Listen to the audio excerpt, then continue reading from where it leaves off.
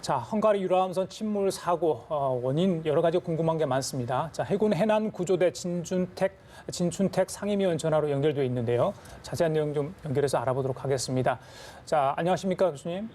안녕하십니까. 예. 현재 시각 9시쯤 사고가 나서요. 지금 시각이 새벽 3시 좀 지났습니다. 6시간이 훨씬 더 지난 상태인데 구조에서 골든타임이라는 게 있는 걸로 알고 있습니다. 몇 시간 정도 보면 될까요? 골든타임은 해상과 육상이 다르다시피 해상에서는 한 30분을 잡고 있는데 지금 그 골든타임 중에서 그 사고가 어떤 식으로 났는가, 그 사고 당시의 그 사항을 잘 파악을 해야지 지금 그 구조하는데 어떻게 생존해 있고 생존 안 한 사람도 있을 수도 있고 그 충돌 당시에 그 현장 상황을 판단을 잘 하셔야 될 것 같습니다. 당시가 새벽이었고요. 지금 또 비가 내리고 있는 굉장히 좀 기상 여건이 좋지 않은 상황입니다. 현재 17개 구조대가 투입됐다고 하는데 그럼 지금쯤이면 좀 어떤 방식으로 구조가 이루어지고 있다고 보면 되겠습니까?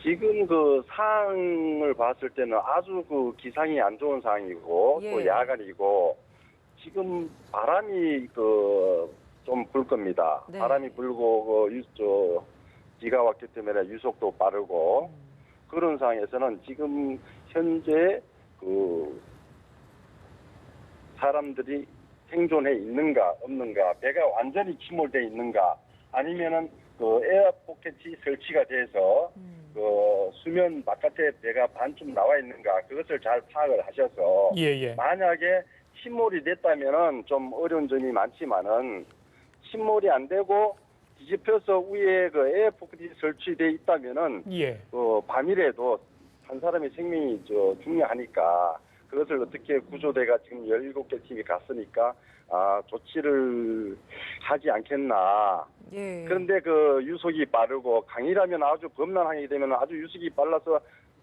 구조대도 들어가기 어려울 겁니다. 그것은 이제 그 현재 상황에서 그 구조대들이 판단할 문제고 저희들은 지금 여기서 그냥 평상시에 우리 항상 일어날 수 있는 상황을 얘기하는 것이기 때문에 좀 구조대가 하는 것을 조금 더 지켜보고 저희들이 판단할 수밖에 없습니다. 그 침몰 상태를 좀 봐야 된다. 그러니까 완전히 침몰했는지 여부인데요. 만약에 그렇지 않다면 에어 포켓이 형성돼 있고 그 안에 관광객들이 여전히 있을 수 있다. 실종자가요. 그렇다면 어떻게 확인할 수 있는 겁니까? 생존 여부는 구조자들이? 생존자가 이제 살아 있느냐 없느냐 하기는 그 물속에 들어가는 방법도 있지만은 그 상황이 물이 굉장히 혼탁하고 유속이 빠를 겁니다. 그러면은 그 배 위에 올라가서 그 구조대가 올라가서 망치로 두들겨서 그 속에 있는 그 생존자와 그 신호로서 확인을 할 수가 있는데 제가 봤을 때는 지금 그 상황이 굉장히 악화가 된 상황 같습니다.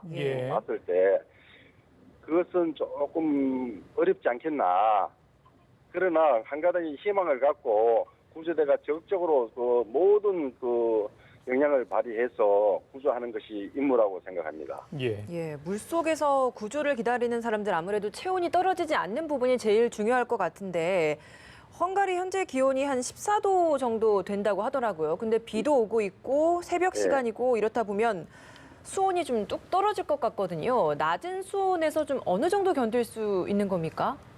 지금 헝가리 날씨가 기온이 14도로 가면 아직까지 그렇게 추운 날씨는 아닙니다. 저체온이 이제 제일 중요한데 지금 6시간에서 7시간 됐을 겁니다. 그러면 그까지는 지금 현재 버틸 수가 있어요.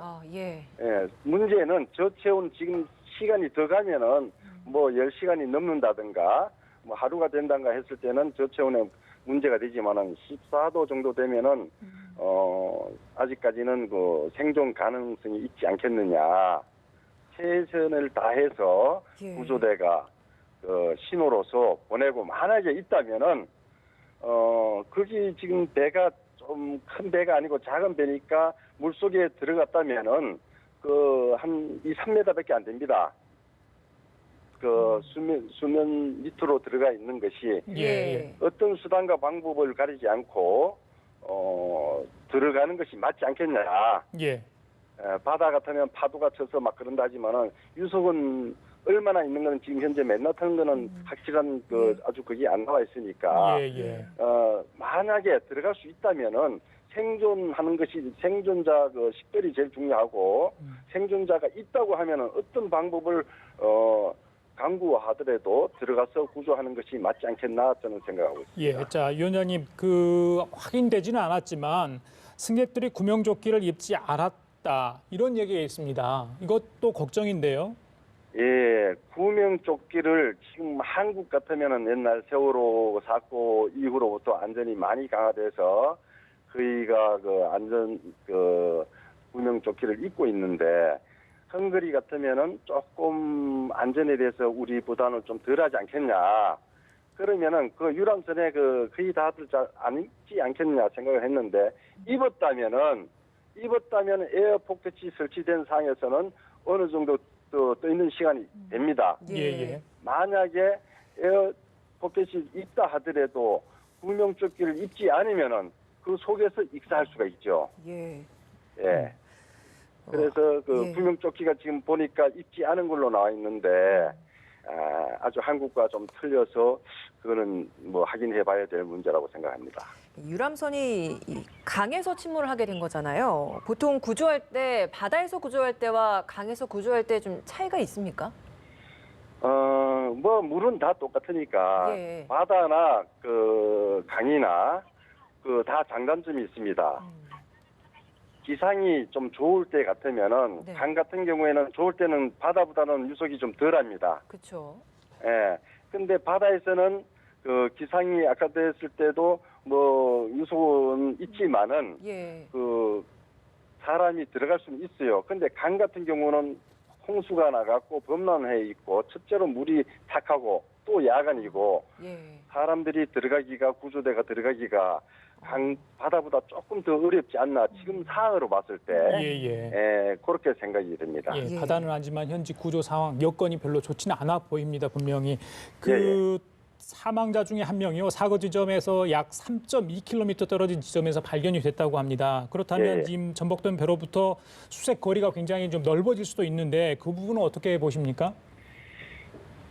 이제 배가 충돌을 해서 딱 뒤집혔지 않습니까? 그러면은 충돌해서 어떻게 큰 배와 충돌했을 때 큰 배와 충돌을 하게 되면은 막바로 뒤집힐 수가 있지만은 작은 배와 같은 동급이 됐을 때는 파손이 나서 물이 서서히 들어오면서 전복이 될 수가 있습니다. 그러면은 전복된 상황에서 사람이 튕겨져 나올 수도 있고 또 세월호 같이 45도가 기울어졌을 때 사람들이 뛰어내릴 수가 있거든요. 예. 그러면은 그 사람들이 구명조끼를 입고 했을 때는 3km까지 유속이 빠르니까 막 밀려갈 수가 있습니다. 네. 구명조끼를 입지 않았다면은 좀 사고가 그 자리에서 막바로 될 수가 익사할 수도 있고, 근데 구명조끼를 입었는가 안 입은가 못지않아 3.2km 했다는 것은 그 사람이 수영으로 해서 절대로 3.2km를 못 갑니다, 밤에. 네. 예, 아무리 좀 하더라도 강 같으면 수로가 좀 좁고 바다보다 유속이 빠르기 때문에 구명조끼 입고 밀려가지 않았나. 예. 그렇게 판단됩니다. 예, 위원장님, 이 선박이 2003년에 운항을 시작했고요. 정기적으로 유지 보수를 받기는 했다고 합니다. 근데 운항한 지가 16년 정도 됐다고 하더라고요. 이 정도면 좀 노후한 선박인지 어떻습니까? 배는 원체 사용을 오래 합니다. 예. 기간이 지났다고 해서 예. 그냥 한국도 마찬가지지만은 좀 오래 했는데 지금 봤을 때는 좀 오래된 걸로 판단이 되지만은 그것을 현장에서 헝가리 정부에서 얼마만한 규제가 있었고 그것을 선주가 잘 따라줬느냐에 따라 틀리는데 제가 봤을 때는 헝가리는 아직까지 잘은 모르겠습니다만은 헝가리 같은 경우는 조금 오래되지 않았나. 예. 그렇게 판단이 되네요. 그래요. 알겠습니다. 자, 지금까지 해군 해난구조대 진춘택 상임위원장과 함께 전화 관련해서 사고 관련해서 얘기 나눠봤습니다. 오늘 말씀 잘 들었습니다. 예, 감사합니다. 예.